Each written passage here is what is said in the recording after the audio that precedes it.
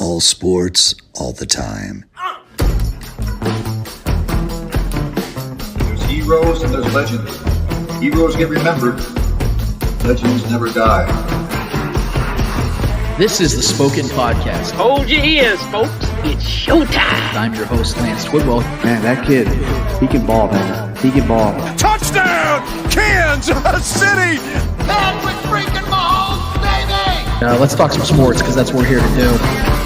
You are tuned in to the Spoken.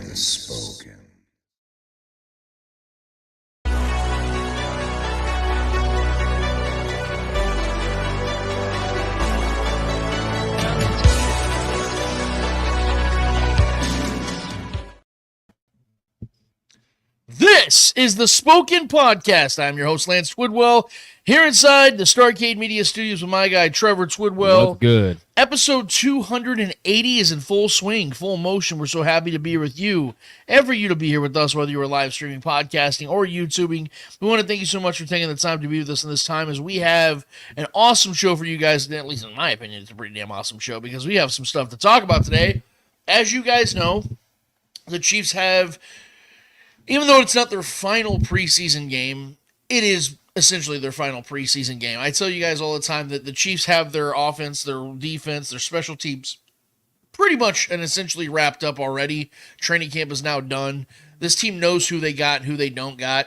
So I think this team knows who they're going to be keeping. There's a couple fringe players to watch out for, and we will be talking about that today in the Chiefs-Lions preview. Did you say French players? Fringe players, believe it or not. I know we have LRZ over here from the other side of the world, but we're not talking about French players. We're talking about fringe players. And LRZ actually might be one of those fringe players, so be watching out for that. But there's some guys I know that this team is still looking out to see if, give them one more chance to prove their worth. If they can do something today in this game, maybe they do make the roster. But more than likely, Andy Reid, he's been doing this for a long time. I mean, a quarter of a century as a head coach. This man knows what he's doing. This team's going to be locked up and ready to go. They're gearing up for the three-peat, and I think they're about as focused as you could possibly get. So we're going to get to all that in just a second, guys. We're going to get to that Lions-Chiefs matchup, what really matters in this game, outside of just staying healthy, which you guys know is my ultimate goal in any of these games. Any updates we have on Hollywood Brown we'll talk about, but we pretty much know when and where he's at and when he's going to be coming back. But I tell you guys at the top of shows, say at the bottom of every single show as well, if you've not already done it, guys, go to YouTube, hit up the Spoken Podcast, where we're streaming right now. Subscribe, notify, share, like, all that stuff. We would very much appreciate if you hit all them buttons, because they all benefit us and they help us big time. I'm not even going to try to sugarcoat it. It very much helps us big time when you guys do all those things. But the biggest thing we want you guys to do, and we always give this challenge out every single week, is for you guys to get in the comments. Let us know what you guys are talking about, what you guys want to talk about. There's radio shows, there's TV shows and all that, and it feels more times like you're just listening to them talk to you, and you don't really get your chance to speak your voice on a platform. We change that here. That is what we are here for. And there's a lot of other good shows that do that as well. Chief Concern, Off Chief Dub. There's a lot of other good shows that do that as well, but we very much pride ourselves on that as well. We want to be that show where you feel like you can be communicated to and communicate back. That is what we want. We've had conversations. Last couple weeks, Trevor and I would end up spending the last 30 minutes of the show having back and forths with some of you guys. And we appreciate all of you that have already done that. Yep. But keep the good times rolling. Let your friends know about us, guys. Let them know that they can come over here and have a great time, guys, doing that. And so we definitely want to have that. We have shout out to our guy Shaggy Shane, who's already been in the comments. He let me know ahead of time that he did drop a comment and he wanted us to discuss it in a little bit. We'll definitely be doing that.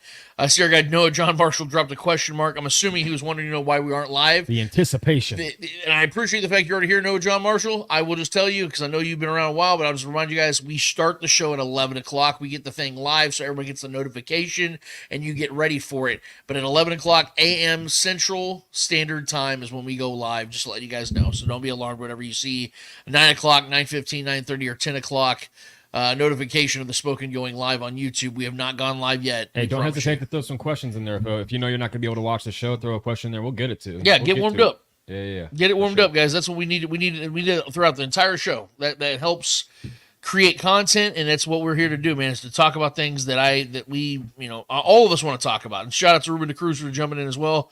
Ruben, I hope you're doing well, brother. Hope you're ready for a great show, because I know I am. Trev, usually we start this thing up with a Lance Rants. That's usually how the way things go. And I was a little deceitful, to be honest with you, with the breakdown of having Lance Rants still up there. But there's really not much more for me to really say. I think this is now the point of the offseason, or / the beginning of the season, where we now just start to talk about what is and what isn't. We now talk about what we're predicting and what we expect this roster to look like and what we're expecting this roster to do, what we think this team's going to do, what the record's going to be. All this is now starting to become the prediction time of the preseason. Like I said, they have one more real game, and it's not even a real game, but one more game of starters playing any snaps at all. And it's against the Lions this week, and the next week we know they won't be playing, and that'll just be a dress rehearsal, and then the regular season starting up. I mean, we're really there, guys. Yep. So this is the first real step of Trevor and I making predictions, and we want you guys to make predictions as well, because if you see right there, we have the 2024 Chiefs 53-man roster. That is what we're wanting to start the show off with right now, because like I said, there's not a lot for me to really burn on right now. There's not a lot for me to say. I could repeat some of the things I've already said, but you guys already know where I stand on a lot of these things, where Trevor stands on a lot of these things. Now it's all about us just giving you the brass tacks, and you giving it back to us, whether you agree, disagree, or see it just a little bit differently, or however it is, guys, that you have it, we want to hear it from you as well. So, Trevor, let's just go ahead and jump right into this thing, man, because I want to start with the 53-man roster, and I want to give my prediction and reason for some of these picks, because I know some of these will be common sense to the viewer and the listener, and to both of us, but some of these actually might be controversial. And Trevor, you and I have not shared with each other our 53-man. I have no idea what yours looks like. You have no idea what mine looks like. Right. So I'm going to start, obviously, at quarterback. I think it's safe to say that we know who the starting quarterback for the Chiefs is. That's one Patrick Mahomes. And I only have the Chiefs holding on to two quarterbacks this time around, as they normally have over the last couple of years. And I believe that second quarterback will be Carson Wentz. Yep. I've said numerous times I think he's the best backup in the NFL. I think this is a guy that should be a starter in this league. He's had some mental lapses, some physical ailments that have kept him back. And I think being with the Chiefs is the perfect scenario for Carson Wentz to get his career revived. He's only 31 years old. This dude's got plenty of football left in him. It's the perfect spot for him, man. It's the perfect spot for Carson Wentz to get another opportunity to be in the limelight and be a backup. And I definitely think Carson Wentz has got football left in him. And I think he will be a starter again in this league somewhere. And I definitely think he did more than a deserved a roster spot for this team. Now, right off the gate, though, after that, guys, it starts to get controversial because running back has been a position that we know the Chiefs are very thin at outside of Isaiah Pacheco. And we have seen this emergence, if you will, and I say that very, very loosely, and I try to also say it respectfully at the same time, of one running back by the name of Carson Steele. Now, Carson Steele has been getting a lot of praise from fans and coaches, and the media. I think we'll see a lot of the Carson Steele today for sure. Carson Steele has definitely been getting his literal run in the preseason and training camp. Might steal someone's job. He could be that guy, and Pacheco probably is mad that that's not his last name because he literally did that. Yeah. But I'm going to be the guy that stays a little chalk on this one, Trevor. I believe obviously Isaiah Pacheco is going to have that starting role as the running back one. I definitely believe that Generic Prince is making this team. I think that he's a guy that plays a role in special teams and will be a legitimate running back one or running back 2 or 3 on this team. But I also think that Clyde Edwards-Helaire is making this roster. Now, I know that Clyde Edwards-Helaire has been dealing with some stuff that's off the field. Yep. Our guy Shaggy has a comment about that we'll talk about in just a second. But we know that it has to do with PTSD. He was held at gunpoint one time a few years ago, and that's been something that's been kind of rising up back in his life. He's also had a few injuries he's been dealing with. But I think that this team brought back Clyde Edwards-Helaire for a reason. I think they believe that this is a guy they can rely on when the season comes to fruition. He's going to be there. He's going to suit up, and he's going to be ready to go. I know the big hype train of Carson Steele is there, and I get it. I totally understand it. But I also think that we've seen, Trevor, Amir Smith-Marset, where just a year ago, this kid was lighting up the charts in preseason training camp. He was out there catching touchdowns in preseason games. He looked like the next coming of Antonio Brown. You know, he was just out there just absolutely killing it in preseason, doing everything he was supposed to do. And we gave him all the credit in the world. And then he gets traded to the Panthers for a 6th-round pick. I don't want to be the guy that sits there and says that guys can't emerge and become something in this team. Obviously, that happens every single year. We see guys, free agents, late-round picks. That's what this team is all about. But at this position, I feel that is the story with a lot of teams, though. They get guys that come in and have these flash-in-the-pan moments, opportunities, and they make themselves look good. We saw Derek Gore, who I was big on just a couple years ago, doing things like this in preseason and training camp, and never emerged. I think the Chiefs want to go with as many sure things as they possibly can in a position they're very thin at. And if Carson Steele was to make this roster, I think the only way it happens is if Andy Reid goes back to having a fullback on his roster. I think he would put him in the fullback position. Right now, the Chiefs don't have a fullback. Yeah. They haven't had a fullback in 2 years. I think the only way Carson Steele makes this roster is at fullback. So let's stop right there, Trevor, because I feel like this is where the controversy really starts. I don't want to put words in your mouth, but I'm assuming that Patrick Mahomes and Carson Wentz are your quarterbacks, correct? They are indeed. Okay, so running back, I kind of want to bounce off you, man. Where are you sitting at running back right now as it stands? Yeah, so I mean, I'm right there with you on a lot of that. Isaiah Pacheco, Generic Prince is making this roster.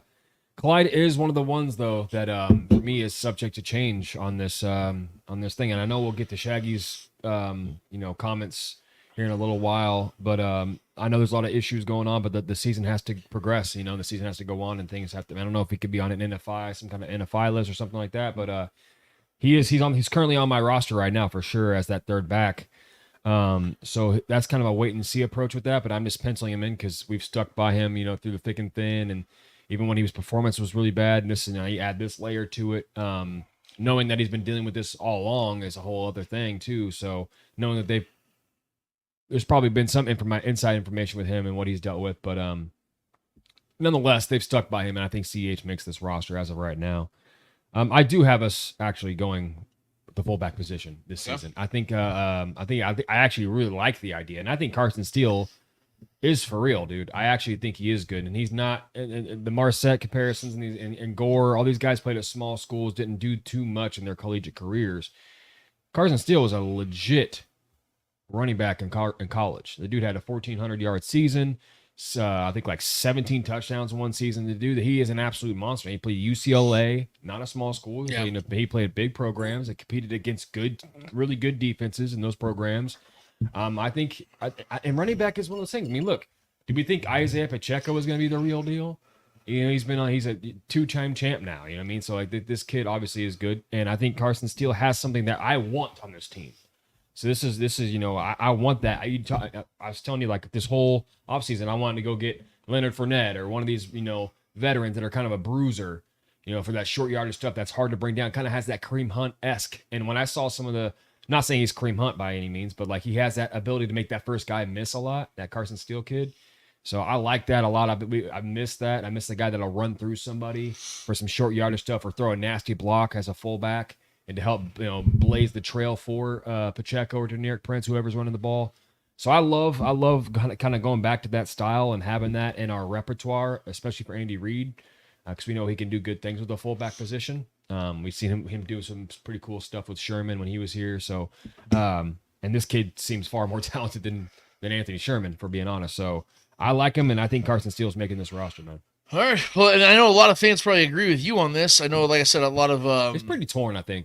I've heard a lot of ups and downs on Carson Steele as far as what they feel about him making it. But I think it's also because, like I said, the fact of that the unknown of last week's play and stuff too. Right. Yeah. I think there's a lot of up in the air, and it's all reactionary. I think a lot of times too, because when you see, like I said, we saw last year when Smith Marset started doing what he was doing, a guy that came out of nowhere, a 26-year-old kid. All of a sudden, people are like, "Oh, pencil him in as a starting." I'm just saying the wide difference receiver for this between team. those two guys. Obviously, they're two different positions. Running back is one you can find so many diamonds in the rough. Right. Flash in the pan receivers come and go every single year. But this guy, like I said, he's different than Marset though. He played at a big time school, performed big time numbers. That you know what I mean? That for him to go undrafted is pretty crazy in itself. But there's so much running back depth nowadays. But I like main thing is he has a good resume coming in from college to the pros. Was hand-plucked by us, by this program, has a good eye for talent, and he's got that profile that I like, and that different size kind of running back who has good size, speed capabilities, and is strong as shit. And I kind of want to have one of those guys, which is why I was, like I said, going for like Leonard Fournette or trying to really go for King Henry, Derrick Henry. I wanted a guy like that, so I think this kid kind of fits what I want in this roster. So absolutely. For me, he's there, man.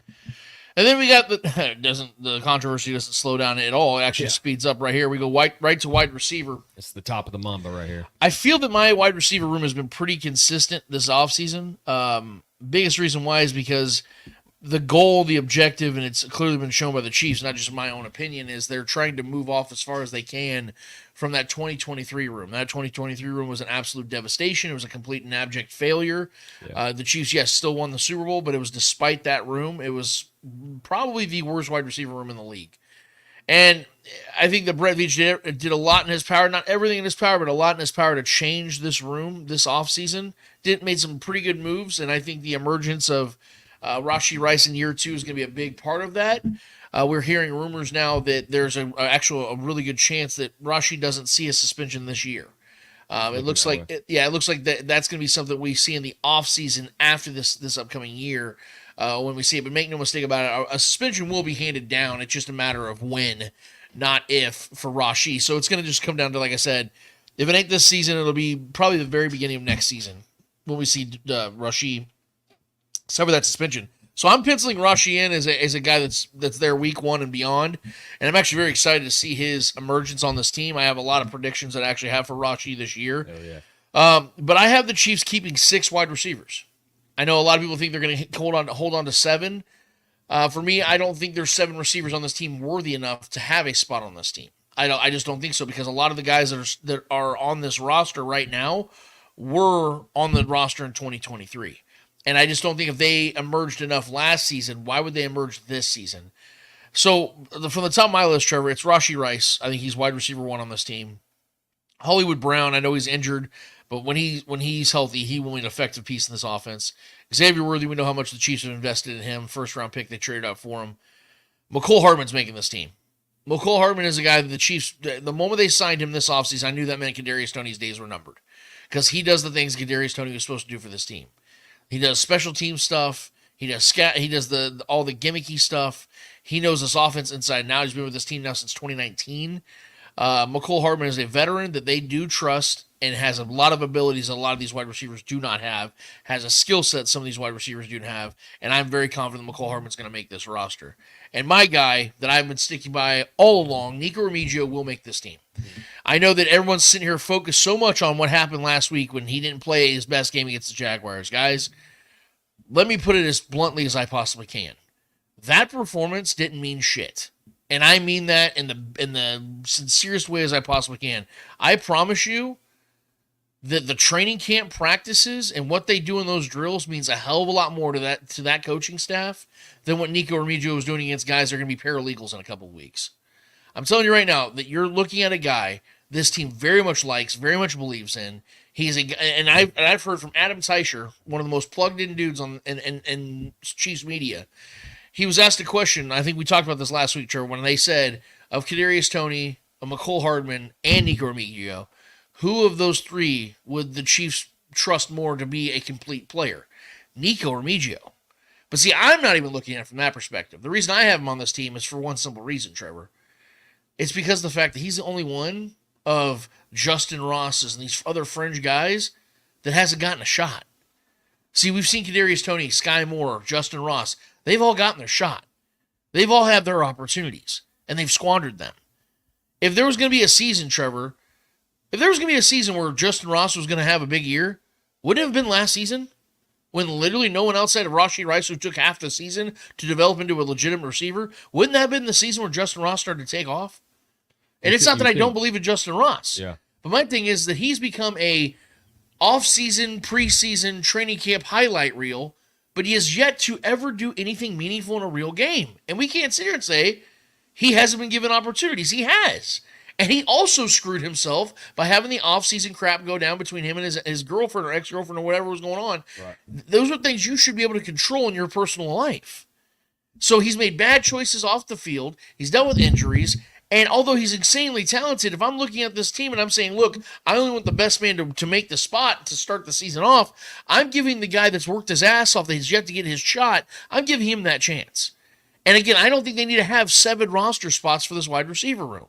If you like Justin Ross enough, put him on your practice squad.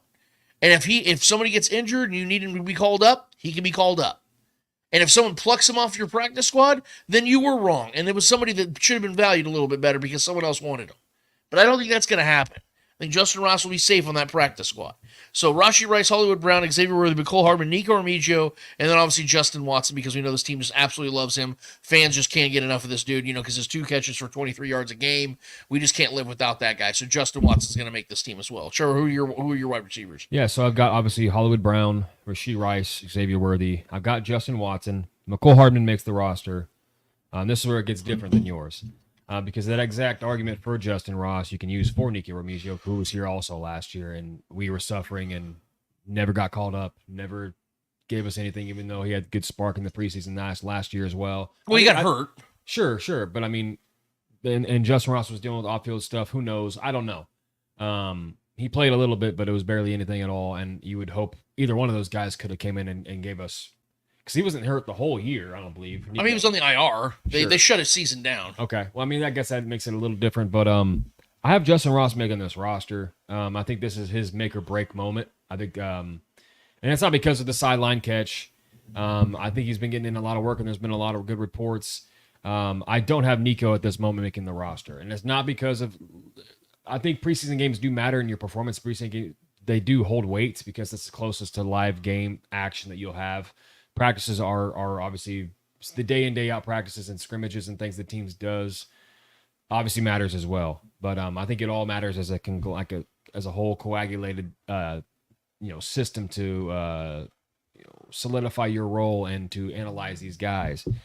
So at the moment I don't like I said, this is subject to change. The Justin Ross, Nico Remigio situation is kind of one of those like teeter-totter kind of situations for me right now. So I'm leaning Justin Ross to make this team. And plus, like I said last year, this was my argument for him to make the team last year and do something last year, and it never happened. But he brings a different size, speed, different abilities to this wide receiver room than a lot of these other guys have, right? So he's 6'3" plus, fast, great hands. Proved that in that last catch in the sidelines. He's got great skills. He was a good college player as well. He's not played much football in the last few years, honestly, but I think he has something that this team and that if that throw from Patrick Mahomes to him on the sidelines last week does show anything, it's showing that he's maybe getting some more trust in the pack, because that was a trust throw. I liked that catch and that pass and catch situation. I like what I'm seeing out of Justin Ross. I like what I'm hearing from Justin Ross. Out of camp and all that. So he's there. And then I do have us actually carrying 7 receivers, and I'm sticking to my word like I talked about last week. Kadarius Toney is getting that last one. I know. Sky Moore's out. Nico's out. I think Kadarius Toney's making this roster, man. He rounds off the wide receiver room with 7. Ugh. Subject I just got sick to my stomach. Subject to change, bro. What? I'm going with what I think is going to happen. What would be the purpose of keeping Kadarius Toney? What was the purpose of not cutting him midseason last year? I don't know. I mean, I think the belief was still there. I just don't see how they have any belief. He hasn't been practicing. He hasn't. Yeah. I hope you're wrong. You know what? Me too. But because he just, to me, is a complete waste of a roster spot. Give me Carson Steele. God damn. I got them both on there. Yeah, wide receivers is gonna be a trip to see how they make these cuts and what they decide to do, man. Because they're gonna carry 7. That means they're gonna have to make a cut somewhere else, and I have that in my. Well, the tight end position is an interesting one too, because I think that there's a chance that the Chiefs carry 4. With the addition of Irv Smith, the veteran they signed from the Bengals earlier this offseason. I don't believe they're going to, though. Yeah, me neither. I believe that the tight end position is going to be a little bit more efficient this year, because I think Jared Wiley is going to answer some of the problems that they've had outside of other positions. And I think that they're going to focus Noah Gray more at the tight end position than fullback and some of the other stuff he's been playing unofficially this last year. Yeah. I think Noah Gray is going to be used a little bit more as an actual tight end, which I'm excited to see, because I really like when Noah Gray is a route running. He's a good tight end. Yeah, he's a good athlete, man. So I kind of gave away the 2 names on this list, and I mean this might break the internet, Trevor, but I think Travis Kelce is going to make the team. God. So Travis Kelce about Kadarius Toney. I know, yeah, that's what I'm saying. Like it was really tough between Travis Kelce and Kadarius Toney, like who I think should make this roster, because it's neck and neck. And but I ended up going with Travis. Let's see if it works out for the Chiefs. Let's see. We'll give it its best shot, and hopefully that they won't regret it. But I have all the confidence in the world that Travis Kelce, Noah Gray, and Jared Wiley are going to lead a very efficient and very talented tight end group this year. I'm really excited about what this little tandem, this little trio is going to do, because I really like the Jared Wiley draft pick. Yes, sir. I think this kid's going to be a good player in this league. I don't know if he's ever going to become a great player. I don't think he's going to become anything close to what Travis Kelce is, but that's what makes guys like Travis Kelce bona fide and so polarizing is that they don't come around very often. I think the ceiling's like a Greg Olson type. Oh, that'd be praised too, because Greg's probably going to make the Hall of I'm not saying Fame. it's not, but Greg Olson is a little overrated in his career, if I'm being honest, but he was a really top tier tight end for like 5-6 seasons. Yeah. Yeah, I mean, he had 3 straight 1,000-yard seasons, and back then that was a lot. Oh yeah. So yeah, those are my 3. Sure, what do you have going on in the tight end room? It's simple, man. It's the same as your 3. I got Jared Wiley. I think the kid is going to progress. It's going to be a slow start for him. I don't think he's going to get too much work, but I think he's got like a late season bloom guy that I really, really like. He was my favorite pick of the draft. I'm a tight end guy, so that's my favorite position. I watched his film and all the things that he does in the film. It's just he has it. He has that it capability, and he's really good after the catch too, which was similar to a young Travis Kelce. So it was fun to watch and exciting to look forward to. I have Irv Smith getting cut here, just to narrow this room down to 3 between Noah Gray, Travis Kelce, and Jared Wiley. Nice. Okay. So. The offensive line is where I really want to dive deep into this, because I think this is where Andy Reid's going to want to keep most of his depth. This is why I intentionally had 3 running backs, three tight ends, and 6 wide receivers, because I want to save roster spots for depth at these positions. You guys know how big I am on interior, both offensively and defensively. I'm very big on that, and so is Andy Reid. So my 10, I'm keeping 10 offensive linemen. I have Kingsley Suamataia, Joe Tooney, Creed Humphrey, Trey Smith, Juwan Taylor, Wanye Morris, Lucas Niang, Hunter Norzad, Mike Caliendo, and C.J. Hansen. Now, a lot of people might look at the C.J. Hansen, me keeping C.J. as a surprise, because he was that late pick out of Holy Cross, and people haven't seen a ton out of him at training camp. I understand that keeping him might be a risk because he does seem more of like a practice squad guy right now, but I guarantee you right now, if the Chiefs were to put C.J. Hansen on their practice squad, he's getting picked up immediately. He's too talented of an offensive lineman. Like, I know, like I said, he's not a starter on this team, but C.J. Hansen has starting potential in his repertoire. I've watched film on this kid. He's got very strong hands. He's got a good center fit base, good feet. Yeah. He's flawed when it comes to like the mechanics being sound, but he's the kind of guy that you coach him up and get him ready. This dude will be a starter in this league somewhere. So I would like the Chiefs to hold on to him and just keep him for depth purposes, and more than anything, just keep him away from the rest of the league. And I like the fact that they would have 10 bodies able and ready to go, because the majority of these guys, if you look at this list of 10, the majority of these guys can play multiple positions on the line. It's not all guys that are just, he's a center. He's swing just a tackle. Yeah. Yep. A lot of swing guys. So I really like the versatility of this room as well. Who are your offensive linemen, Trev? Yeah, so I got 9, hence the 7 receivers on my roster here. Kingsley Suamataia, Joe Tooney, Creed Humphrey, Trey Smith, Juwan Taylor, Wanye Morris, Mike Caliendo, Hunter Nirzad, and Lucas Niang. Okay, so you just didn't have C.J. Hansen. Okay. Yeah. But I like that. I like that Holy Cross kid. I've heard a lot about him, man. Andy Reid's gloated about him a little bit. Right. So, I mean, but there's always those guys that just don't make the team and they end up on the practice squad. But like, he probably will get plucked, because there's always guards and swings getting knocked down in the league. And those are very valuable players. So, yeah, those guys usually get hurt. You got to go get some healthy bodies, man. Yeah. I like this Hunter Nirzad kid, though. I like him a lot. That kid's a beast. Yeah. I definitely think that if there's any type of gum up with, Creed Humphrey's contract dispute, or Trey Smith, or let's say Joe Tooney retires, Hunter Norzad could be one of those guys that steps in. Him and Wanye Morris could be those fill-in guys. Yeah, for sure. And now let's move to the defensive side of things. The defensive line, I also am keeping 10 on the defensive line as well. So 20 of the 53 men on this roster will be in the interior. I always like teams built that way. My 10 are George Karlaftis, Mike Dana, Chris Jones, Tershawn Wharton, Derek Nottie, Mike Pinnell, FAU, Neil Farrell, Malik Herring, and then Truman Jones. Yep. Truman Jones is going to be more of a special teaming kind of guy, I think. I don't think he's going to play a lot of actual defense, but they've really liked him in training camp. And Tobe's been a big fan of his. Spags has been a big fan of his. He's kind of an unknown right now. But I think Truman Jones is going to be a guy that makes some impact on this team, whether, like I said, it's on special teams or on the defensive side in the limited role he does play. But I think the rest of those guys, I don't think there's any shocks there. I don't really think that any of those names, because if you look at the roster, every single one of those names that I listed above Truman Jones has been on this team for at least 2 years.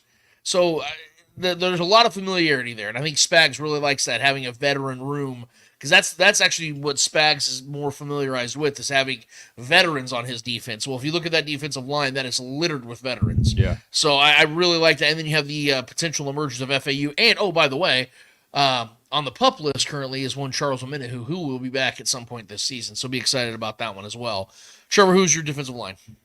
All right, so I've got 10 as well. I'm pretty sure it's all the same as yours. I got George Karlaftis, Mike Dana, Chris Jones, Tashawn Wharton, Derek Nottie, Mike Pennell, Neil Farrell, Felix, Malik Herring, and Truman Jones. Nice. Okay. Exact same. Yeah, I like Truman Jones too, because all the things. I haven't seen him. I'm not gonna act like I'm like watching all his tape or anything, but he's a Harvard guy too, which is a little different.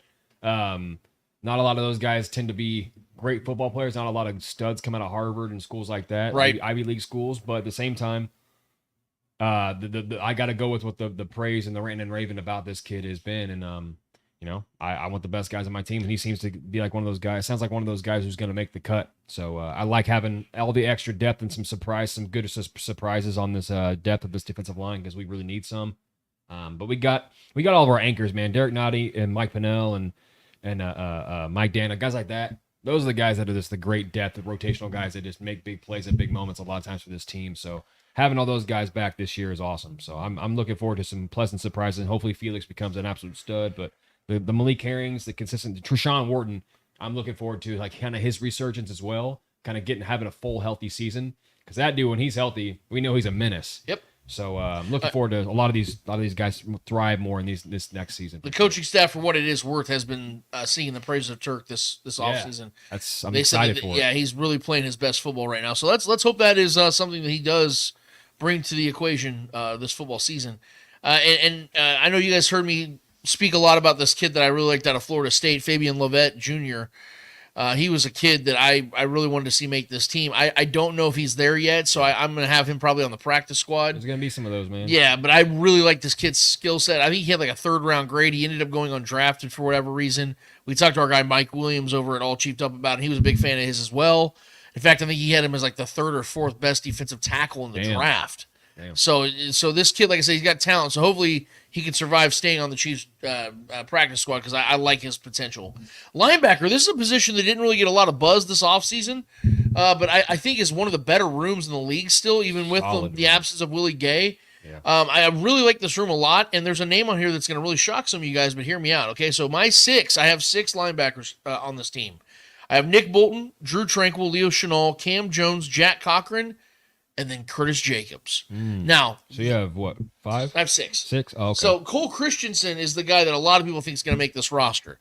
If you're holding on to 6 linebackers, a lot of people think Cole's going to get that outside look because he's had a year longer in the defense, things of that nature. I get all that. Gotcha. But there's something about Curtis Jacobs that I've always liked and I've really just stayed true to, and I saw him at training camp, and it looked like he was transitioning into his NFL body and to his NFL mind pretty well. And the team seemed to like the kid as well, and I want to see him get a chance. I really believe that he could be a guy that could contribute to this defense this season. He's going to be raw. But my thing is, I think he's got a higher upside than Cole Christensen. And I want to put talent on the field and trust that Spags can mold and shape those guys into what they can become. So although Cole Christensen might be a safer pick, when you're coming down to your linebacker 6, safety isn't what I'm looking for. I'm looking for a guy that can make a difference when given the opportunity. So that's why I think Curtis Jacobs can make this roster. And that's why I'm voting for him to make this team. Who are your linebackers, Trevor? So I don't have him, but I have my solid 5. I know you had 6. I got my 5.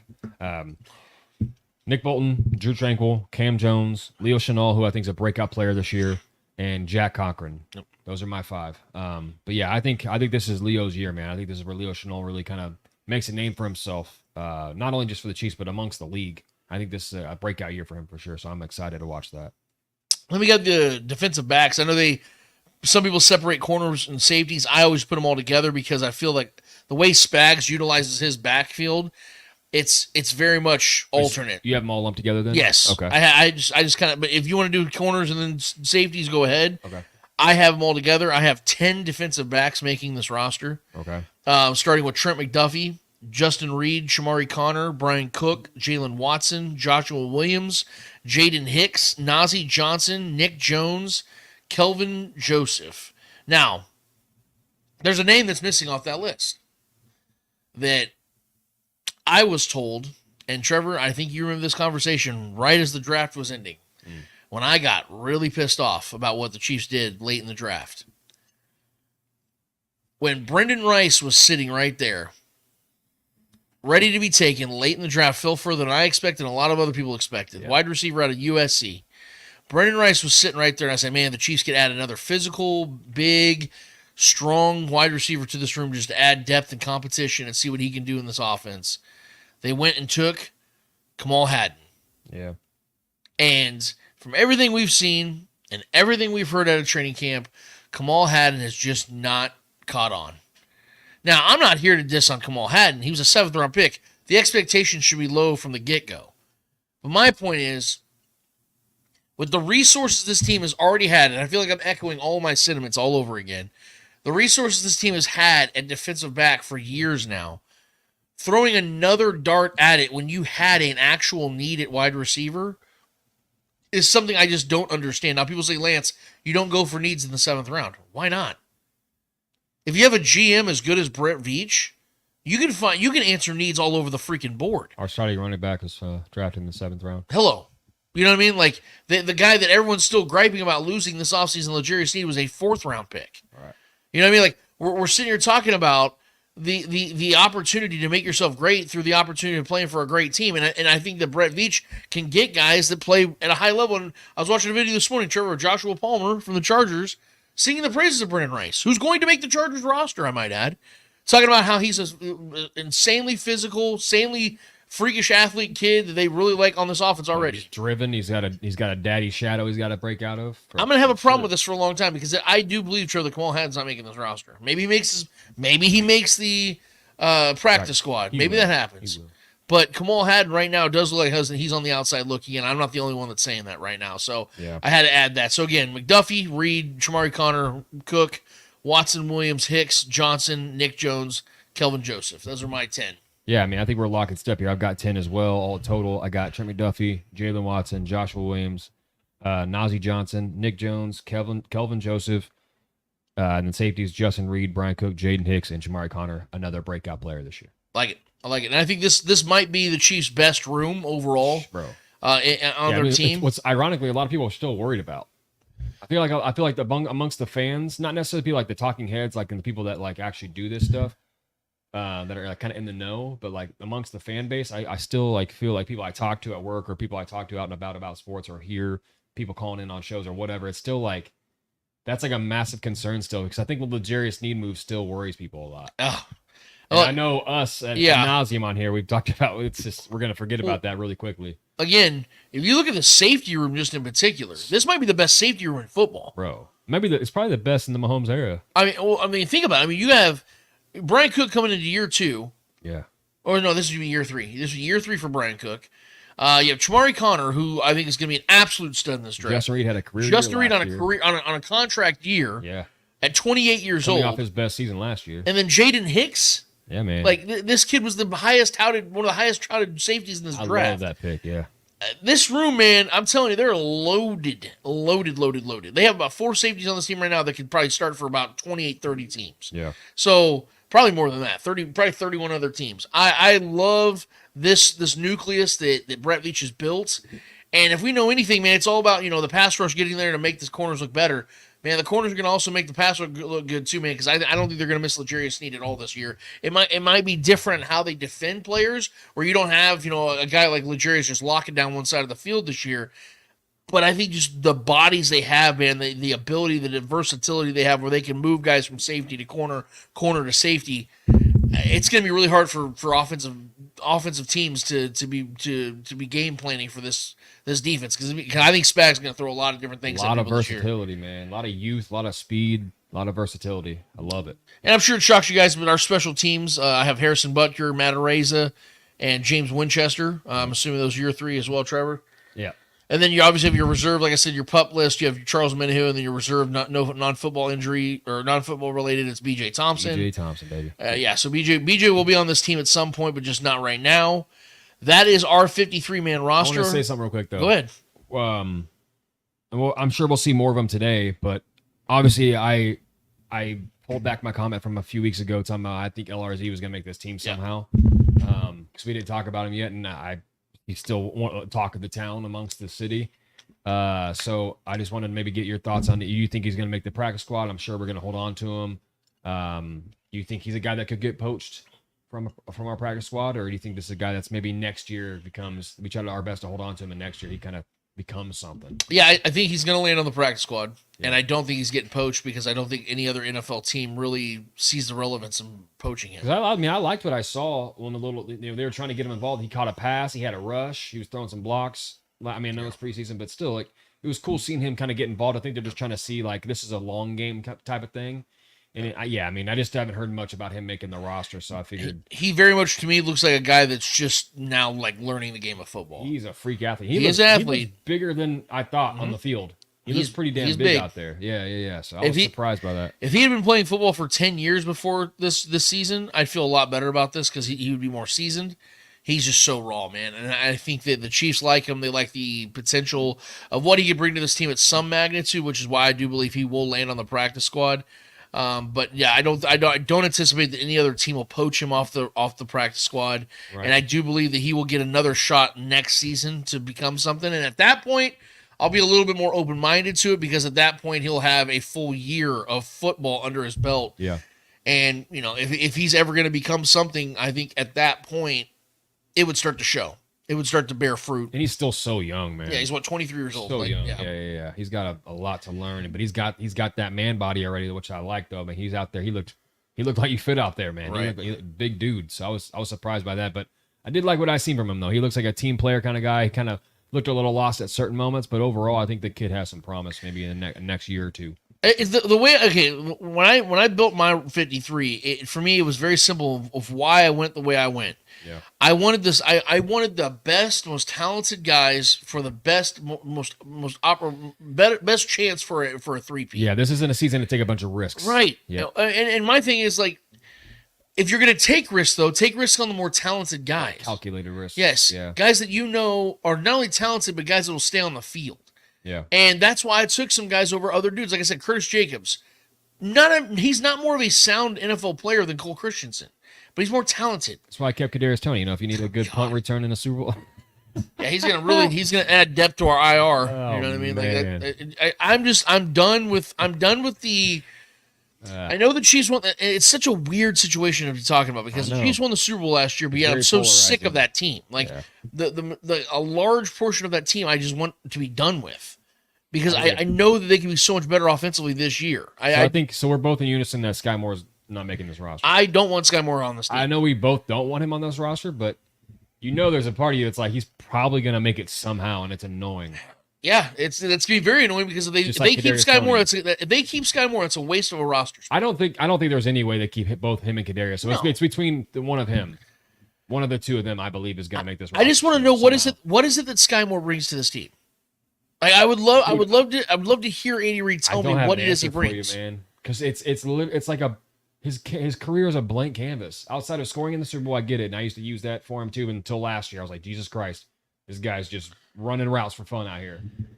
I don't know, man. I don't know what he brings, and this is not a shot at him. I mean, he's a great dude. Every interview I've ever seen, everything I've seen from him off the field is great, but when it comes to the X's and O's and actually executing plays and being there and being available and making plays, it's just not. I don't know. I really don't know what he does. It almost feels true that like I'm not calling Chiefs fans out, but when it comes to certain players or just players in general that people fall for, the team has to literally cut them or trade them away from them to finally understand what they actually were. Well, and I think he was a pretty early pick. You know what I mean, in the draft. Yeah, he's a second-round pick. Yeah, so I mean, it wasn't like when you invest something like that, it's hard to take your L on that. You know what I mean? As a fan base, as a GM, who knows? I mean, I think Sky Moore's been here 2 seasons too long. I feel like we should have pulled that Band-Aid off way earlier, but we've let this linger, and he's done jack shit to really contribute through a football season. So I just have a feeling him or KT, one of those two, is going to make the roster. If they both make it, oh my God, it's going to be a fun show. I'm willing to bet that if they are picking between those two, I'm very confident it'll be Sky. Because even though Sky doesn't really bring anything to the table, what they don't want is Kadarius Toney to be injured again, dropping more passes, and then talking shit on the team, lying about them, lying about him. It just, to me, he's too much, man. Like I rip the Band-Aid off, get it over with.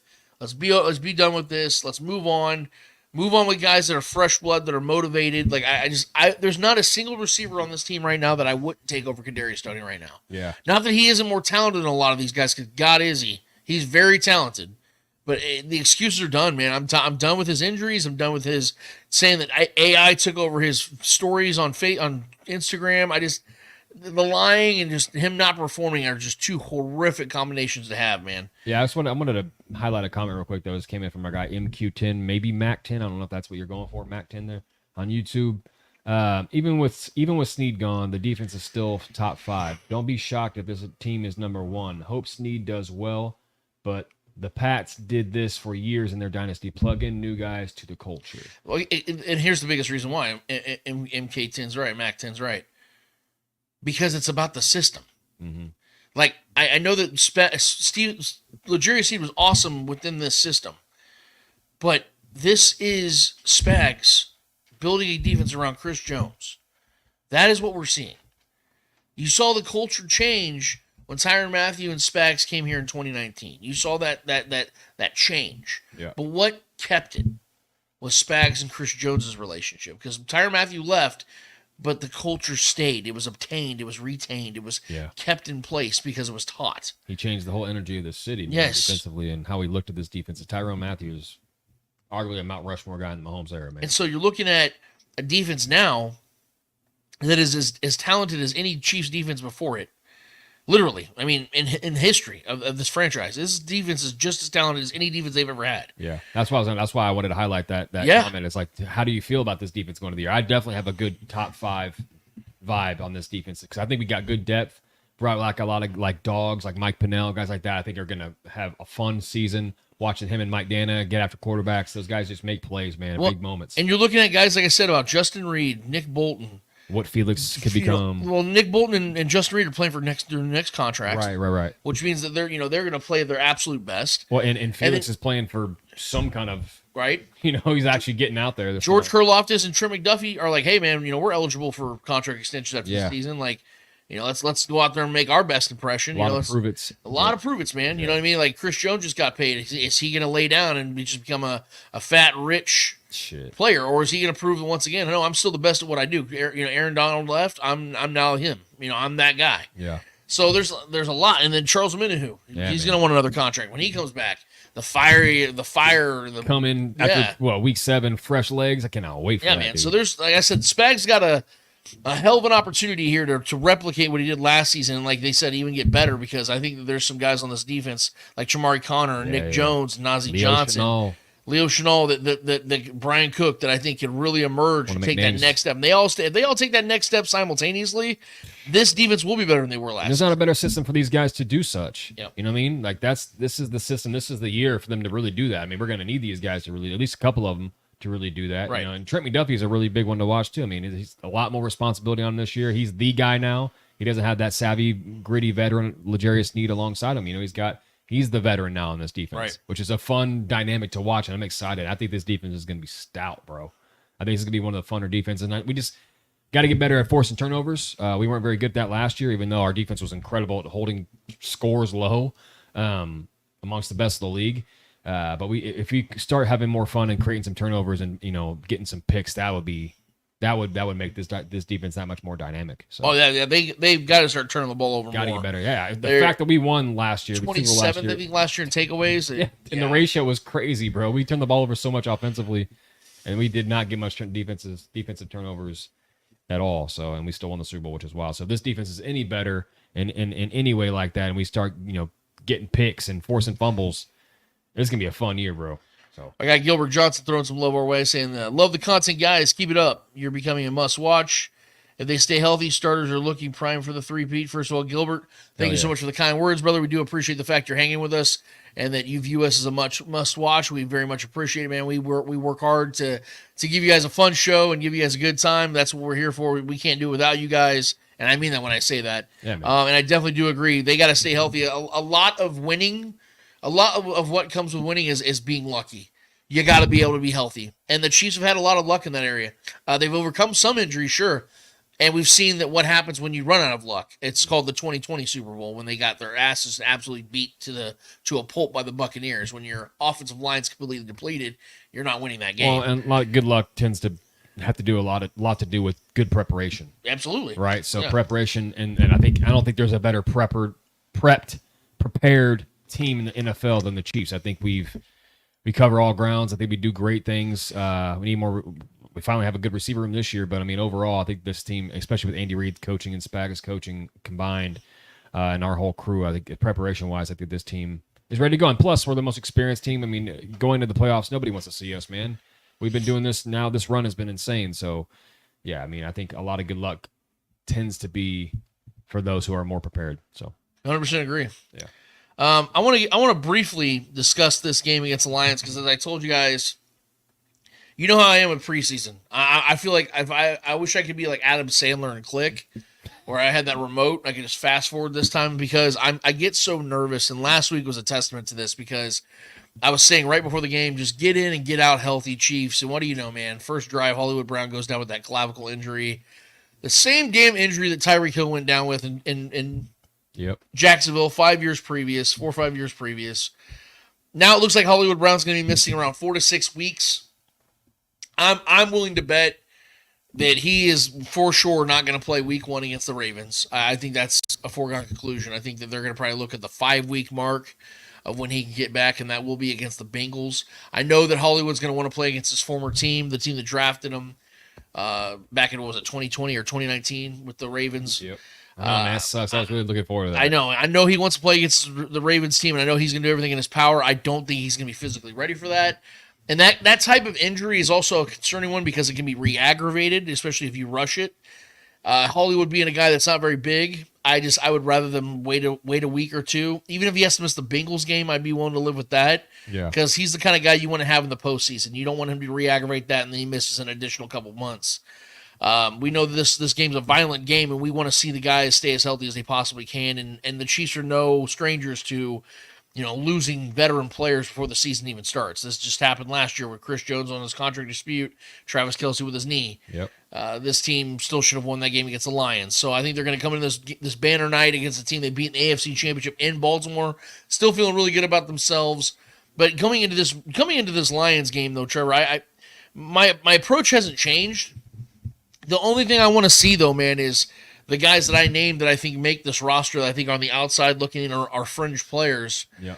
I want to see them, when given opportunity, I want them just to shut up the narrative. I just want to see because Nico's going to get plenty of opportunity tonight. I really want to see. I really want him to make roster. So I'm right there with you. Yeah. If we can get rid of Kadarius Toney's story on my end and just replace that with Nico, I'm with it. I hope he has a big play in this. I'm not assuming we're going to see. I'm not assuming we'll see Kadarius at all tonight. No, So we.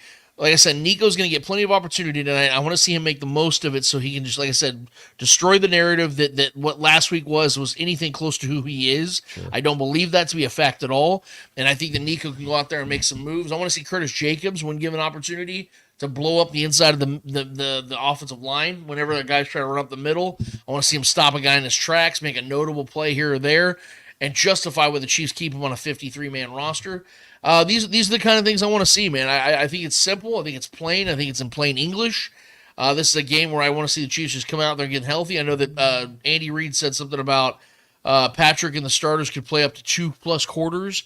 I don't buy that at all. I think what's going to happen is if the Chiefs score, I think if the Chiefs score on their first drive, he maybe gets one more drive after that. Yeah. After that, I think Patrick Mahomes is sitting. I do want to see Carson Wentz with the starters, though, for like a drive or two. I wouldn't mind that. Starting O-line. That'd be good to see. I wouldn't mind that at all, but I want to see Travis Kelce go and run 0 plays. That's not going to be the case. No. I want to see Isaiah Pacheco run 0 plays. That's also not going to be the case. Yeah. So I'm going to have to just live with cringing and hoping that everything is fine before the season starts because we're right there. Yeah. And preseason to me is nothing more than Russian roulette. But I know a lot of you guys like it because you guys go to the games. You guys know, it's football, so it doesn't matter. I see it so much differently, Trevor. I'm looking at this matchup and I'm saying, hey, Lions, go ahead and win 44-0. I don't care. I don't care what the score is.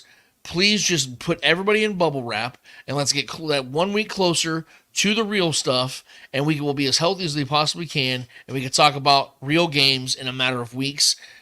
Tonight I'm very nervous, Trevor, because like I said last week, I was nervous We see Hollywood Brown go down. If the Chiefs lose another starter, I'm going to lose my freaking mind to this preseason BS that it is, man. Because for me, I long for the day that preseason is done away with, because we know preseason doesn't determine what your roster is anyway. It's the training camps, it's the preseasons, it's the OTAs, it's mini camps, it's things like that that lead you into who your roster is. It isn't preseason games. Well, I mean, any game against the Jaguars, I always get nervous because some reason we always lose somebody of significance to the Jaguars. I don't know what it is about that team, man. We always get somebody hurt against them, whether it's preseason, regular season.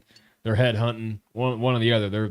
There's always something bad juju that comes along with playing that team for some reason. But no, yeah, I agree with you. I mean, selfishly, main things I want to see is mostly offensive stuff, just because obviously that's the sexier stuff to talk about. I want to see Carson Steele have another nice breakaway play, 20-yard scamper. That'd be fun to see, and let to watch that kid build on something, hopefully become something real. Because I want him to be I want him to be real.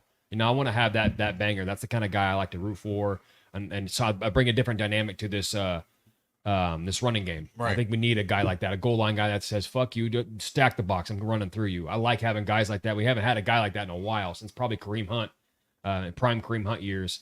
Isaiah is a guy like that. He has that mentality, but he's just not built like it. He's not big enough really to be a big bruiser.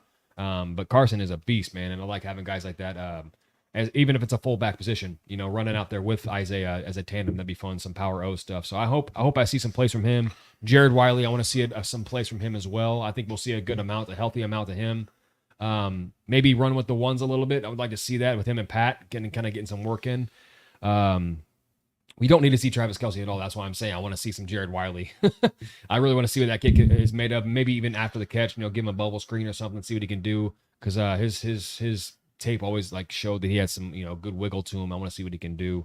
But as far as that, man, I think we all know Kingsley's got this position wrapped up. So the offensive line is pretty much for me set in stone. I mean, I do want to see some Truman Jones out there, like the guy we talked about. See him get a little more reps out there. To kind of solidify our us positioning him on our 53-man roster. Other than that, man, just again watching those DBs, those young DBs, the rotation, what that rotation is going to look like, is because we don't really have a number 2 yet. So who's going to be kind of go out there and shine a little bit, maybe steal a number 2 spot, because we know we have our number 1 corner, but who's going to be that number 2? That's still up in the air. Right. So seeing these guys battle for it out there is another thing, and then that's really much it, man. I just want to see those LRZ's probably going to get some run out there, see what he can get him some more plays, for the long run, kind of get an idea what he's made of. But get in, get out, man. This is business. Just keep it clean. We got a whole season ahead of us, bro. So that's where I'm at. Okay, Mac 10 said it's Super Bowl 59 preview. I know there's a lot of hype around the Lions right now. Possibly, man. They got to the NFC Championship last year. Probably should have won that game in the NFC Championship as well. Had that lead and had a pick that fell right into Brandon Ayuk's hands for a touchdown. There was a lot that went a little squirrely for the Lions in that game. But I also think that Dan Campbell didn't do his team any favors by some of the bad coaching decisions he did in game management. A little over-aggressive. Yeah. But I'm looking forward to this to what's called this game getting over, because like I said, guys, after that it's dress rehearsal. Means nothing. Yeah, it's dress rehearsal after that in week 3, and then next thing you know, guys, the Chiefs are hosting the Ravens for week 1, and we are in another great football season for the Chiefs, heading to potential 3-peat, and I know you guys are excited about that as well. Yeah, man. Trevor, the questions are starting to stockpile, dude. I think we're only an hour into the show, but we might as well get to the people, bro. What's going on and speak it. Yeah, so I got 6 right now. So if you guys got more questions, man, while we're doing this segment, definitely throw them my way. I'll get them in here. But I do want to finally get to Shaggy's point about CEH. He said, regarding CEH, many players deal with PTSD privately and use avenues treatment presented to them by the team. The fact that this situation is public knowledge speaks to the severity. Yeah. So yeah, there's intel that's being had that I can't touch on, but I do know that there's people in the know about what's going on with Clyde. Sure. And although it's very serious, there is no, according to my knowledge, there's no plans of Clyde stepping away from football. There's no worries of whether he's dedicated to the team or not. He's still very dedicated to the team. He's still obviously close with all the guys. He's at practice, things of that nature. He's dealing with some stuff, man. And all of us have those issues. All of us have problems like that. His is a little bit more severe at this time. But this isn't. I don't think this is a time for the team to give up on him. I think this is a time for the team to embrace him. Because of the fact that I think that Clyde's earned that as a human and as a teammate. He's been a part of a lot of success on this team. He's played his role. He didn't end up becoming the player we thought he would be, but he's still on this roster for a reason. He's been with this team now for 2 Super Bowls, 3 total, but he won 2 of them. So I want to see this guy. I want to see this story end on a positive note. I don't think Clyde's going to be with this team for the next 5 years. But this could be his final year, and I'd like to see him be a part of a three-peat. I'd like to see him be a part of this and rise above some of the things that he's dealing with right now. He's gone through some shit in his life. I mean, if you guys don't know, he had a gun pulled on him a few years ago. He was held at gunpoint. His gun was pointed at his head. I've never been in that situation before. I've never had a gun pointed to my head before. Yeah. I don't know how I'd react. I don't know. Maybe some of you guys have gone through that and you could attest to it, but I don't know how I'd react. It'd probably be very traumatic. And Clyde's going through that. Clyde's had family members die by being murdered. Like, he's had some crazy shit go down, man. And also, just from his own professional perspective, going through the injuries he's gone through, being a highly touted first-round pick to the Chiefs, all that pressure and expectation, he gets hurt, and it's never really been the same since that injury he suffered. I mean, his rookie season, he looked like he was going to be incredible. I mean, I think his rookie season, he had like 1,400 total yards and like 8-9 touchdowns. Like, he looked like he was on his way. And he had that leg injury, and he's never had that same pop again. And so there's probably a lot of things he battles with on a daily basis that we have no idea on. And I'm not willing to give up on him yet. I think that he's going to play his role in this team, and he's going to make this roster. And I think the Chiefs are going to rally around him because of these things. Okay, well, I'm going to sober that up a little bit, and I'll throw a comment from our guy Noah John Marshall that follows up that touches on this conversation. He says he's on the roster because he's a first-round pick. Veach loves his high draft picks. Tony, Moore, CEH, Niang, all 4 should probably be gone. Now, to that, like I said, to sober that up, because you are 100% right, and I agree with all that stuff. And human psyche is very fragile, and when you go through certain things like that, it can definitely, alter your DNA and the way you are and your mental makeup. But for football reasons, do you think he's a guy that should remain on this team for football purposes? Let me answer that question with a question because of what our guy Noah just said. Sure. He literally lists the guys. Of those names he listed, who's been the most accomplished player? CH. Without question. Yeah. So if you were had to pick from this list, you don't hesitate. And to that point, he says Niang. Niang's going to make this roster too. Right. Now, Niang didn't become the player we thought he would be. He's going to be a depth. He's a depth guy. Yeah. So that's what happens in the league a lot of times. That guys end up becoming depth guys, and you thought were going to be stars. Right, but CH is less of a depth guy. He's as far as we all see this roster panning out, he looks to be the locked in RB2 most likely, which is depth. Sure, yeah, but I mean it's comparing his depth and how much his use is going to be out there compared to Niang is a little different. But at the same time, like that's why I was just wanting to get back to, because I agree. I think he makes this roster because I think he's good enough to be on this roster. I do think he's good enough to be on this roster. RB2, maybe not. But do you think if we don't hold on to a fullback position and Carson Steele continues to dominate the preseason, do you think there's a chance that the Chiefs maybe go with a guy like Carson Steele and let Clyde take this year off or something, or he's, I don't know, NFI or something like that? Yeah, well, I think that the chance is always going to be there because, again, when one guy's impressing and the other is absent, it's a what have you done for me lately type of scenario that starts to play itself into the equation. What I'm saying, though, is that we know what Clyde can do in real games, postseason, regular season. We've seen him shine. We've seen him have big games, big moments. We haven't seen Carson Steele do that. So if we're gonna do a hey, who do we trust in this moment right now? It's got to be Clyde. And I know what our guy John Noah Marshall is saying about we can't simply have CH as the number 2 running back because we don't know if he's going to be sick each week. Okay, what about running back 3? Because Deneric Prince is still in the equation. So if Deneric Prince can be your running back 2, are you then comfortable with Clyde Edwards-Helaire dealing with the things he's dealing with as a running back 3? He then brings up, are they going to call Jet McKinnon? We don't know what they do. But he's better than CH still barring injury. I ain't going to lie. McKinnon was better than CH. Yes. But CH is nonetheless, he's valuable to this team because of the lack of depth we have at the position. But, I mean, I don't know. I'm kind of in between as far as when it comes to football reasons. I do think he's good enough to make this roster, but to be in the immediate number 2 is not. I don't feel very good about it because the best ability is availability, and who knows what he's going to go throughout the season. And I'm trying to compartmentalize my feelings for the human being side of things, and then the football side of things, and the success of this team side of things.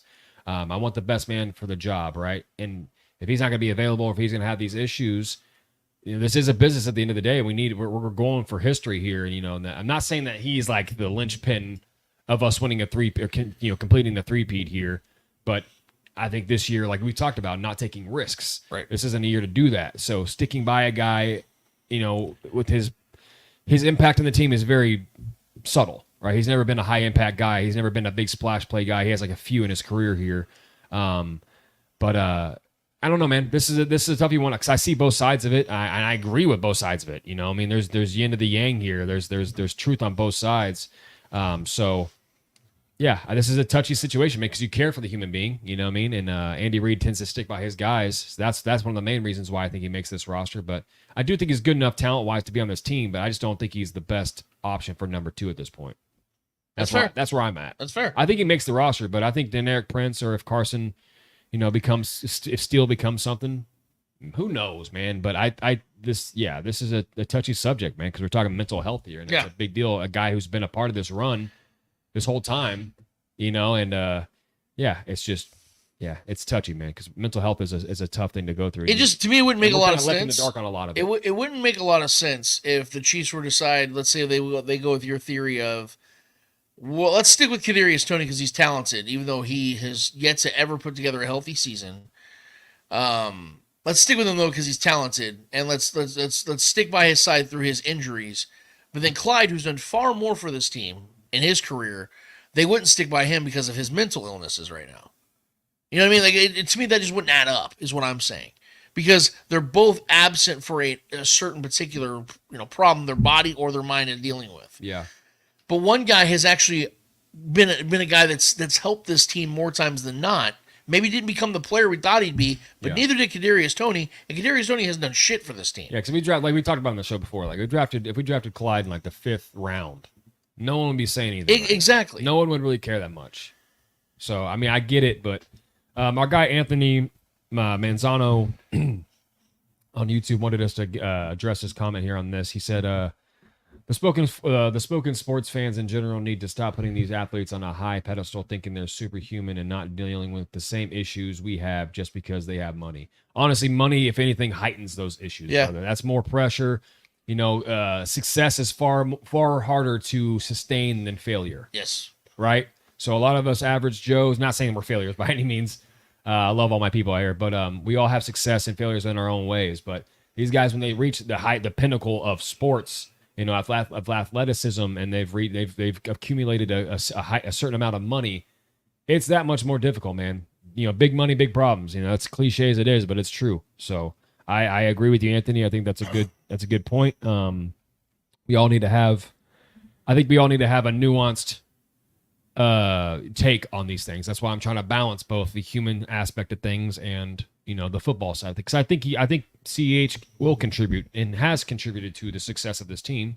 To what degree? Not the biggest degree, but he's a guy that's loved amongst his peers and is loved in this city amongst his players and his teammates and his coaches. So we are left in the dark though in a lot of this situation, and I appreciate Shaggy for bringing up this conversation. Yeah. Because it's a deep one, man, and obviously we have varying opinions on this topic, and it is what it is, man. I think some people want him gone. I think some people are in the middle, and some people want him on this roster. I'm one of the ones that wants him on this roster because I do think, like I said, he's good enough. But my where I teeter and totter here is the number 2. Do I think he's good enough to be the number 2? And is he reliable? Is he going to be around enough to be that number 2? That's where I stand in question. Right, and I've said all along that I think he's the running back 3 more than a running back Right. 2 coming into this season. That's why I think the Chiefs kept him, because, look, he's just a guy that you can have back there if you need him. Kind of like just if you need him, he's there. He's been here now for 5 years. This will be his 5th season. It's an opportunity that you can give him to prove his worth if need be. That's kind of how I see it, man. I don't see it in any other way. And I wanted to pull this up because I saw another comment, and then we can move on from this topic. Yeah. But our guy Noah John Marshall said that the Chiefs, without Tony Casey, loses the Super Bowl. I know that's selective anecdotal reasoning, but still, that said, he's gone. Okay, I want to attack that first portion of what you're saying, though, because it's not true at all that the Chiefs don't win that Super Bowl if he didn't play in that game. He's the one that made that play, but it's not to say that somebody else couldn't have made a similar play or made a different play in a more impactful way. That's my point. Is like I give respect to Tony for having a punt return, but the Chiefs had the lead in the game when he had that punt return. First of all, second of all, the Eagles were not stopping Patrick Mahomes in that game. Yeah, we were going to win that game. In that second half, Nick Wright broke this down perfectly. Listen, I'm a Kadarius Toney guy, and I agree with you. Yeah, in the second half, the Chiefs got every yard they possibly could have gotten in the second half, outside of 1 yard, and it was because Jerick McKinnon knelt. Yeah. That's the only reason they didn't get every possible yard they could have gotten in that second half. Yeah, Pat was not being stopped in that game. So, although, yes, Kadarius Toney's punt return was great. Even if we had to go the length of the field, we were going to win that game. Yes, Patrick was going to fucking win that game, was just guys. That was an icing play. Like, ooh, that was sweet. And Kadarius had one catch for 5 yards, and it happened to be a touchdown. But, guys, I've heard people downplay what McCole Hardman just did, and it was the same thing this year. Yeah. Where he caught that touchdown. So how do we, you know what I mean? Like, how do we go about it? Are you going to say that the Chiefs don't win the Super Bowl without McCole Hardman too? Because that goes against a lot of people's narratives about what they feel about McCole Hardman. Yeah. So, like, how do we play this game here? I base my opinion on Kadarius Toney off far more than one play in a Super Bowl, because it's not enough. You got to keep playing. If that was the case, then David Tyree should be in the Hall of Fame. David Tyree should be in the Hall of Fame because he made one of the best plays in the history of the Super Bowl. Right? No. He had to put together a body of work. Well, he didn't. That's why David Tyree is barely remembered anymore. Casual fans don't know who the hell David Tyree is. You know what I'm saying? Like that you have to put together a body of work, and Kadarius has not done that. That's why I'm glad our guy Noah John Marshall agrees with me on that. He's gone. Yeah. He's gone because he's not valuable. He's on my roster, but yeah, I'm doing some reverse psychology. No, just kidding. I think Kadarius makes this roster, but we'll see. As of right now, anyways. All right. Noah John had one that I saved earlier. Pat is a bit impatient at the podium in camp. All in on three-peat. Context is bigger. Like, run it back in 20. We know how that went. Do you think it's good to focus on three-peat or just this season as a standalone? I think it's a great thing to focus on. It's a good question, by the way. No, I think it's a great question, but I think that when you are established in what you do and you've been proven a winner, whatever motivates you, focus and lean on that. Yeah. I think that as long as your drive is winning, as long as the focus is winning. If Patrick was sitting there worried about accolades and stats and things like that, I would be worried about them potentially not winning a Super Bowl. But the first thing he says when he's on the podium is mic'd up with Travis Kelce and Chris Jones, we're going to go get that three-peat. Yeah. You could tell that this guy, Patrick, although, yes, the focus right now is obviously this season. He's a fiend, man. But He's this a fiend man, for the next guy. Patrick wants to be the greatest of all time. He wants this team to have the greatest dynasty of all time. And they're one Super Bowl victory away from being the greatest dynasty of all time. Yeah. They'd win 4 Super Bowls in 6 years. Only one other team's ever done that before. It was the 70s Steelers, the 70s-ish Steelers. And they were nowhere near the team as a collective this team is now, especially against the competition they're now facing. Right. It's not even the same. And no one else has ever three-peated. So forgive the Chiefs for being focused on something that no one else has ever done before and they have a legitimate chance of doing. They have the best odds of winning the Super Bowl this year. And it could be a three-peat. No one else has ever had that shot. Yeah. Other teams have had chances at three-peats, but they're always like at the end of their run. The Chiefs are just getting started. Yeah, or they couldn't pay players. They lose certain players along the way. Their quarterbacks are old. Yeah. You know what I mean? Their team's starting to deteriorate. They lose head coaches. Yeah. Whatever the case is. Or there's another new big dog in the town, you know, like somebody else rises above. Who has risen above the Chiefs right now? Nobody. Right. There's nobody in either conference right now that you would say, oh, they're the new scary ones. That's it right there. No. It's the same league it's been for the last 3 years. Yeah, no one even is saying that about the Bengals right now. They're the only team that's really made it into the Super Bowl from this division. Exactly. So, yeah, the last 4 years, there's only been 2 teams to make the Super Bowl. Right. Out of the AFC. Bengals and Chiefs, yeah. So that's how I look at it, man, is that you're looking at a team right now that is primed and ready. It'd be kind of impossible to not focus on the three-peat. Yes, they're focusing on this year as an individual, but they know the history is and plus, laying in wait. And plus, if we're all being honest with the way our psychology works and human nature, if you're really trying your best to avoid something, you're going to think about it more. Oh, so why not just lean into it? Exactly. You know, be truthful. And honestly, if you're leaning into it, it probably gets into the heads of other teams. You know, we got to stop, and that puts more pressure on them to stop the Chiefs from getting that three-peat. So it makes them like, oh, we want to be the team to stop them. That puts more pressure on the opposition, and they can just relax and just do their thing. That's true. You know what I mean? So there's a lot of psychology going on here with the way the human brain works. So I think trying to avoid it actually makes it worse, man. So I wanted to give our guy John Harrison, our statistician, some love here. He had a couple of things I wanted to talk about. He said, I think Pacheco, CEH, and Prince will be the RB. Steele will be the fullback / RB, and that might mean only 3 tight ends. Because this was earlier in the show we were talking about our positions. Monetary wise, it makes no sense to cut CEH. Like people have said, his contract is guaranteed. It's a $1.3 million dead hit.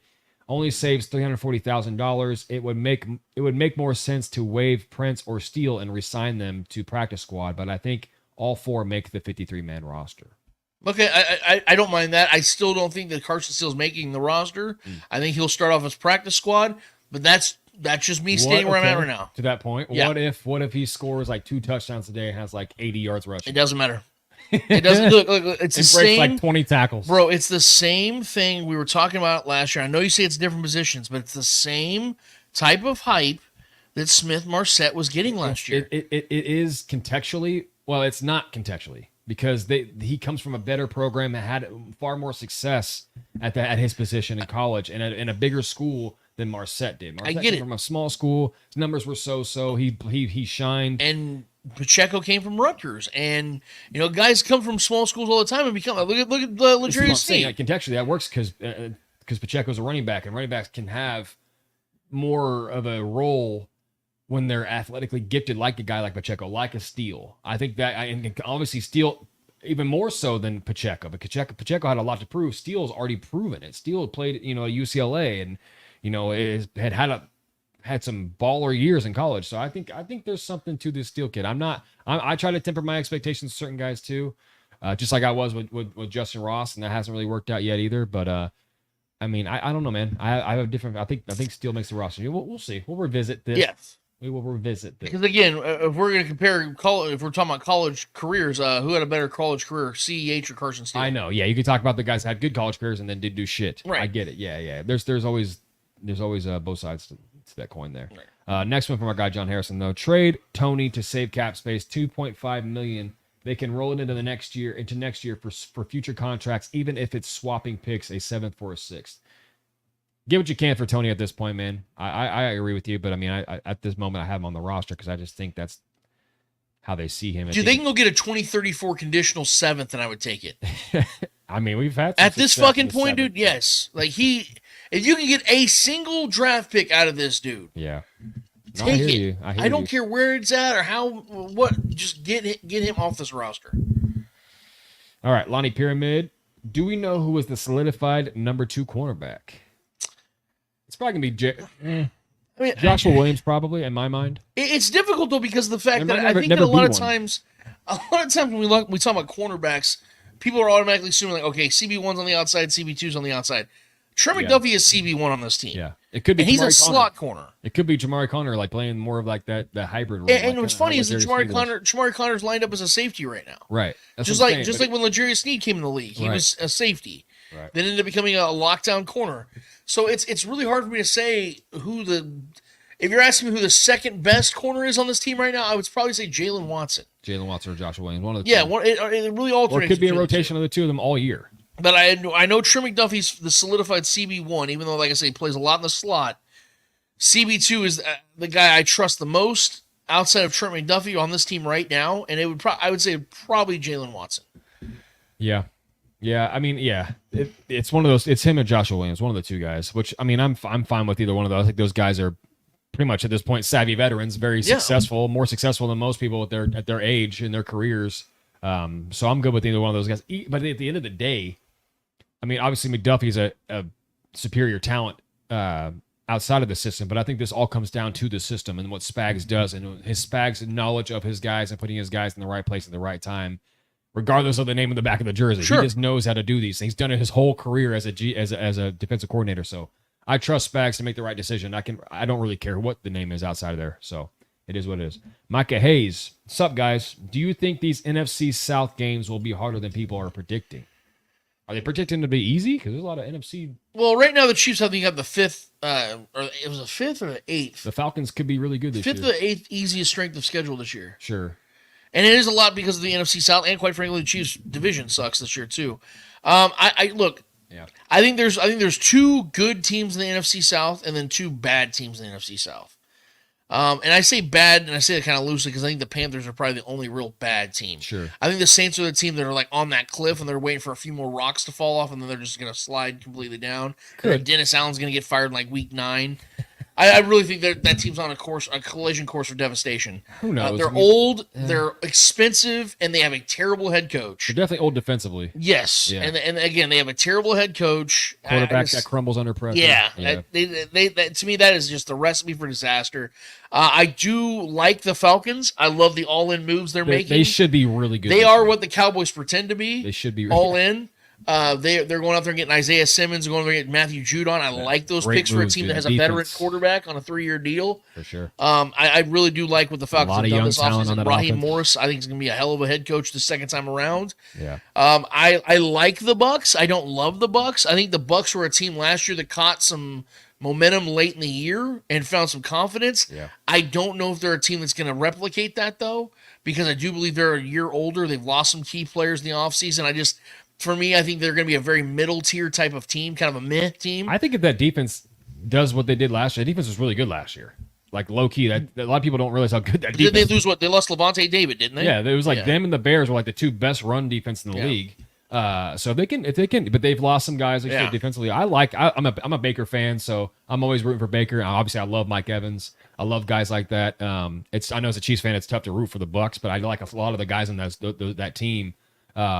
I think they could be good, but yeah, that division, it can crash really quick for a couple of those teams. If the question is, do I think this division is going to give the Chiefs problems? No. I do not believe the Chiefs are going to have problems with the NFC South. Because of the fact primarily that Patrick Mahomes has dominated the NFC in his career. True. Outside of last season, which again, it was an anomaly because it was more about the players around Patrick. But yeah, I think if he has guys that actually have, fingertips, then the Chiefs are going to be just fine in these games. If they can catch balls, they're going to be just fine against any team they face, let alone the NFC South. All right. Last question is from our guy, Anthony Manzano. By chance, fellows, are you guys huge wrestling fans? And if you are, did you see that? Afa, the other wild Samoan, passed away yesterday, just a month after his brother, Roman Reigns' father passed away. Oh, I didn't hear about Roman Reigns' father. I didn't hear about his cousin? I am not a big wrestling fan, so I don't know too much, but I know these names, but I don't follow the storylines and stuff, but R.I.P. to the family there, man. That's brutal, man. That is tragic. I'm sure that sent shockwaves through the wrestling fan community. I'm a big UFC guy. I like some boxing, but as far as combat stuff like that, I'm not a big WWE or any of those shows, to be honest with you. I mean, I was when I was a kid, but definitely not into it as much as I've been getting more and more into it lately. I will be honest with Anthony, I haven't been watching it live though, because of the fact that I usually have other things going on when wrestling is live. But I ain't gonna lie, man, I've been getting intrigued lately because of the fact that Triple H has been running it, and according to what I'm hearing, they're gonna get back more towards an Attitude Era type of era coming up, which is something that I definitely would cling to, because like Trevor said, that was our childhood. Yeah. We grew up in the single greatest era of wrestling. Yeah. And if they can ever come close to that again, you have a fan back in me. But I did hear about Roman Reigns' father. That absolutely sucked. That's terrible. Roman's had his own problems and scares with health when he had, was it leukemia, I believe, briefly. And to hear these losses, that absolutely sucks, man. Because I also do know one thing about the wrestling world is it is a massive family. Everybody loves everybody. They're very tight-knit people. So I know this has probably sent shockwaves to that entire community. So man, my heart is definitely with that entire family, man. So no, I didn't hear about the first death, Anthony, but I appreciate you letting us know, man. And if there's ever wrestling updates or takes you want to put out here, bro, feel free to drop it in the chat, man, because I know there's a lot of other wrestling fans that watch our show as well. Like I said, we talk everything, man. So even if we don't have the knowledge and understanding of what you're talking about, somebody in the chat will, and I'm sure they'll chat with you on it, man, because I know that's something that people still pay attention to. But I'm slowly getting back into wrestling, man. It's just like I said, they need to get back to that time where it was I do love the fact they have the commentators the way they have it situated with Pat McAfee and Michael Cole. Yeah. Great duo. It may not be Jerry the King Lawler. It may not be, That's great, man. They were great back in their time. But this is about as good as it's going to get. And I love Michael Cole and Pat McAfee together. So they got that down. And they're getting back to what made wrestling great, which was being raw and gritty and things of that nature. So I hope it gets back. Yeah, that is it, man. That's it from the people, bro. Awesome show, guys. Appreciate you guys. This has been great. This has been a pretty efficient show, guys. But we wanted to get a show in before you guys get all situated and ready for this Chiefs-Lions game. Didn't want to drag it out too far to where you guys are trying to choose between what to watch, because I know you guys are loyal as hell. You guys would have to sit there and think about it, but I'm not going to make you guys do that.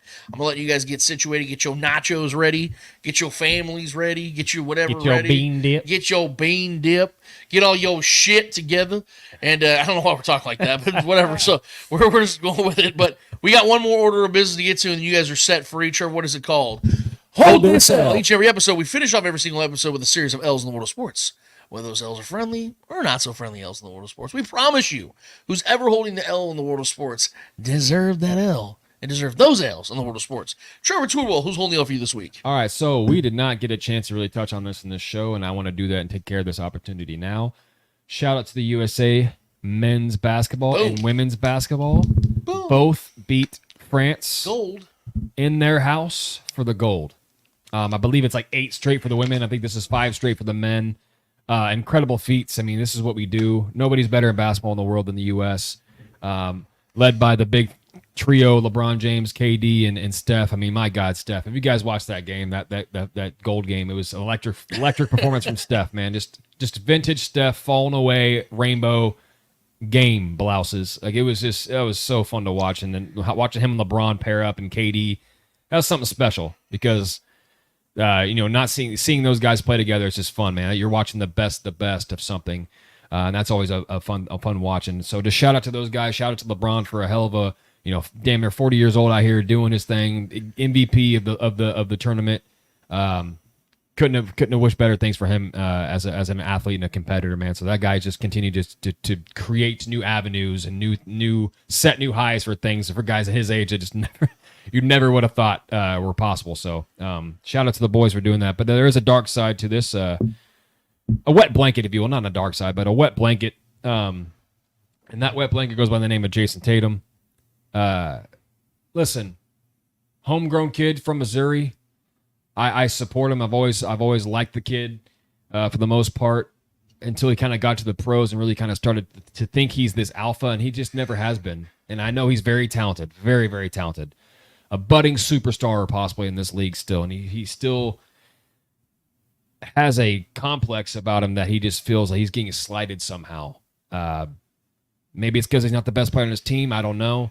The dude just won a championship and a gold medal, and he's still finding ways to bitch about not getting as much playing time in the Olympics.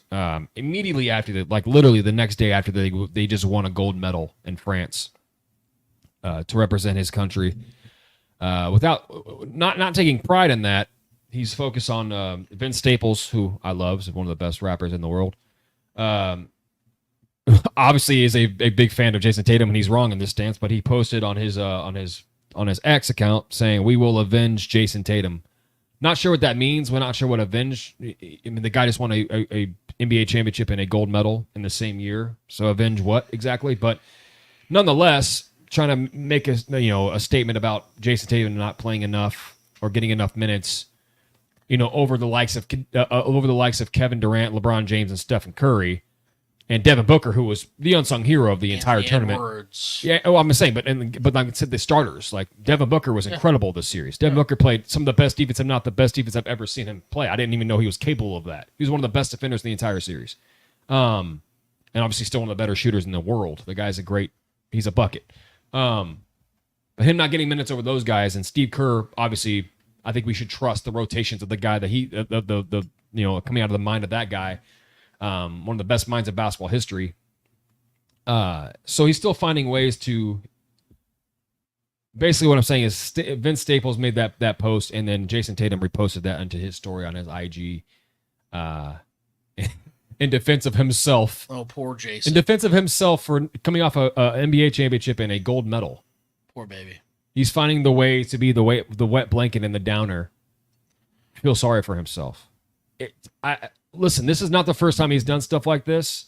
The guy, he just reached the mountaintop, and I said it this year going into this NBA season. I told him, Lance, even on this show, that this was the year the Celtics have to do it, and they did it, right? I mean, they have one of the most loaded rosters I've seen in a long and the easiest run I've ever seen. Right. So there was a lot of things that worked in their favor, but that happens. That's part of the game. There's, like we said, there's luck. There's luck involved, and they got some this year. But also at the top of that team is loaded, absolutely loaded, top to bottom, and should have been 3 Celtics on this gold team, if I'm being honest. I think Jaylen Brown should have definitely been 100%. On this team. No reason for that outside of the Nike controversy shit that's going on with all that. I think that definitely was in play. If anybody got shafted, it's Jaylen Brown, bro. If we're being honest, the better player on that team, if we're all being honest, too. Jaylen Brown's the better two-way player and an overall player on that Celtics team. He's the MVP of that team that won that chip. So it's a whole other discussion there. But Jason Tatum, he still has this boy complex, this little boy complex. I don't know what it is. If he's a late bloomer, I don't know what it is. He's still very insecure in himself, and I think he just thinks higher of himself than he probably should. Granted, he's on the mountaintop right now. Like I said, he's got 2 championships in 1 year. And that's one of the few things. Not a lot of people have had that. So kudos to him for that. But at the same time, he's still inside a little boy and still very insecure, and I think it shows. So for that, Jason Tatum, do me a solid favor, buddy, and hold this up. I guess you should probably take in the memo that matchups make what a team is and a matchup. Like you see the way a team is constructed. It was clear as day that once all the old guys committed to this team, that some of the younger guys are going to have to take a step back. That's why Tyrese Halliburton never really played. That's why Anthony Edwards played less and less as the games went on. Did you hear them bitching? Right. No, because they saw the big picture. They knew this was about LeBron, KD, and Steph, and Joel Embiid choosing to play with the U.S. team. Like, we knew what this was all about. The older guys were going to get their one last shot. Yeah. And instead of Jason Tatum seeing that and celebrating, like you said, Trevor, a championship that he just won, bro. The 26-year-old decided to let his mommy cry for him, and then a rapper cry for him, and he eventually wanted to say, "Yeah, you guys get them." Yeah, and also the Avenge. Like, I love Vince Staples. He's fucking hilarious. But like avenge Jason Tatum. Avenge what? Exactly. He won gold. He's on the pinnacle right now. And here's the funny thing, Trevor. Who coached the U.S. team this year? Steve Kerr, right? Right. Who coached the team 2 years ago when they won the gold again? When they won the last gold, who was their head coach? Oh, it was Steve Kerr. Yeah. Did Jason Tatum not play a bunch of minutes in that first one? Right. Why was that, Trevor?